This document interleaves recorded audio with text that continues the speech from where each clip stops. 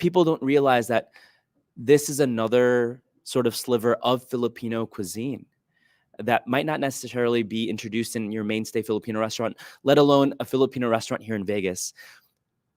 In the South, they have distinct flavors and spices that actually showcase Filipino food being spicy. I never thought Filipino food would be spicy at all. A lot of the things that I see are very vinegar based.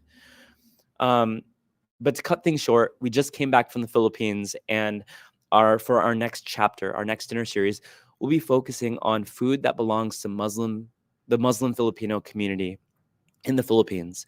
And so on June 25th, we are serving 13 dishes inspired by our journey. My chef was the former executive chef at Momofuku at the Cosmopolitan, if you're familiar. And so from the time that we started about last year, we also were awarded Best Pop-Up Restaurant in Las Vegas by the Las Vegas Weekly. And so it's been a really exciting journey so far. Thank you. But any event, any dinner that you go to, if you're not familiar with what a pop-up restaurant really is, we are a small business that typically operates within the restaurant sphere. So we typically work with restaurants that are closed on a specific day, and we rent out their space during that event. So I don't have a brick and mortar. I don't have an actual restaurant. But when they're closed, we have a venue fee sort of exchange.